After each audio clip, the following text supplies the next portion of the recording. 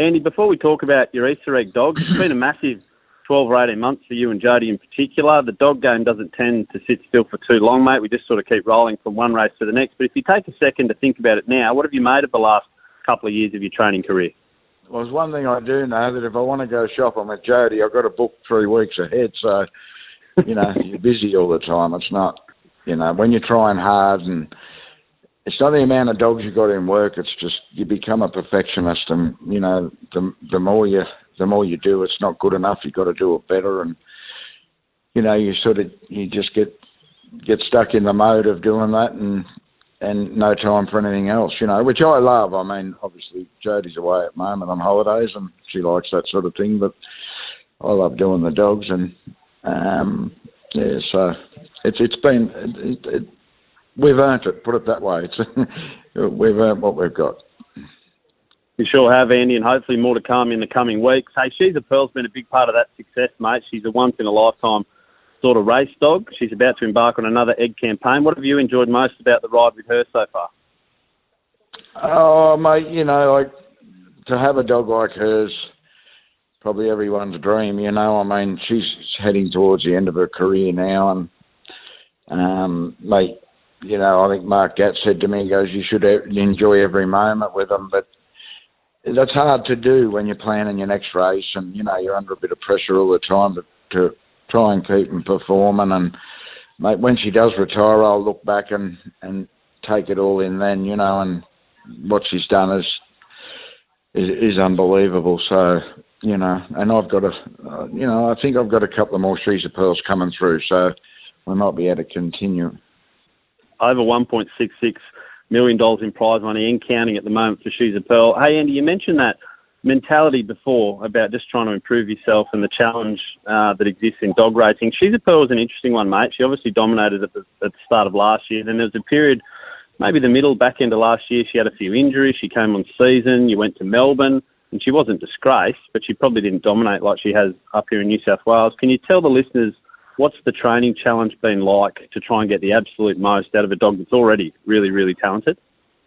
Well, there's no real training challenge. I mean, you've got to keep everything the same. I mean, that's even when you think you might be doing something wrong, you've got to sit down and think, nah, I'm not doing anything wrong, because she just won 13 straight, and you're still doing the same thing. But, they get injuries, they get viruses, and these sort of things creep up on you. You think, you're having such a good run, and then all of a sudden everything turns bad, and you're searching why it's happened. And, like she had a season, and, she just kept getting niggly injuries after the season, which can happen. I mean, they go a bit soft, and, mate, I don't think once when, I always thought, I was hopeful when I went to Melbourne. She was trialling good, but always I've said to people, when you've got a dog that can trial 16:30 up your straight, and it's nearly the record, and, they're running 16:60, it's still fast, and you go, oh, the track's slow. Maybe the track's not slow. They're just not at their best, and they never got to see the best of her in Melbourne. But, I mean, dogs like her, they're not, everything can be broken, so you just got to keep trying to fix it. You're listening to the voice of Andy Lord as we preview the Golden Easter Egg heats on Saturday night at Wentworth Park. Let's talk about the Pearl. She's drawn box 2 in her heat. It's a bit of a tough one as well, Andy. Baby JC in 5. We've seen what she's done the last couple of months. Mortified went down to the Australian Cup final. She's in box 6. And then you've got Country Classic runner-up Ailey Bale, who's got a bit of early speed, out in 8. What do you rate her chances in that heat?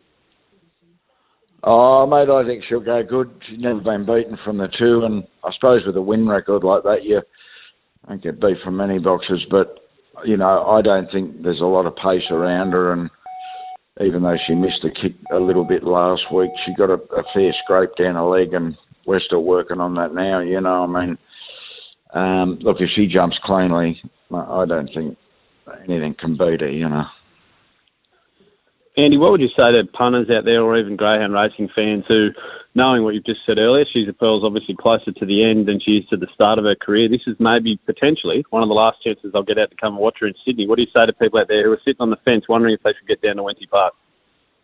Yeah, of course they should. They should come and watch all good, especially the Golden Easter Egg heats and the semis and the final. I mean, not just She's a Pearl. There's plenty of potential champions and champions there that they should come and watch. I mean, it's not every day that you get to see them all together, you know. I mean, like, yeah, the good dogs race around the country, and you know, for us in New South Wales, when you see them come from Perth and South Australia and Victoria and Queensland, you know, like, they're all going to be there. So it'll be a great, nice race, and they really should come and watch. Andy, you've got a couple more runners going around in the heats. You've got the lightly raced Where's Bonbon and the $1 Million Chase maiden winner Canya Smoke Them, who's stepping back from 600 to 520. How are they both ahead of the weekend? Where's Bonbon's flying? I mean, no one's seen the best of her yet, and they might see it Saturday night. She's going really well. I mean, she's running times very similar to She's a Pearl, if not a bit quicker. So I expect a really good run from her Saturday night. I think she can lead, and I've had my money on her to say she can win. So the other dog, Canya Smoke Them, he's just a good dog, Canya Smoke Them. He's no champion, but he's a very, very good 500-600 metre dog, and he loves Wentworth Park. I think he can qualify to the next round and then see what happens after that, you know. Gee whiz, hell of a push for Where's Bonbon, Andy. They're rushing to get to the tab already to put their money on. Hey, the last one in your camp running around on the weekend is a new face, Andy, Panama Pepper, a WA star, changed ownership recently, now being trained by you guys down at Gunning. What have you made of him since you got your hands on him?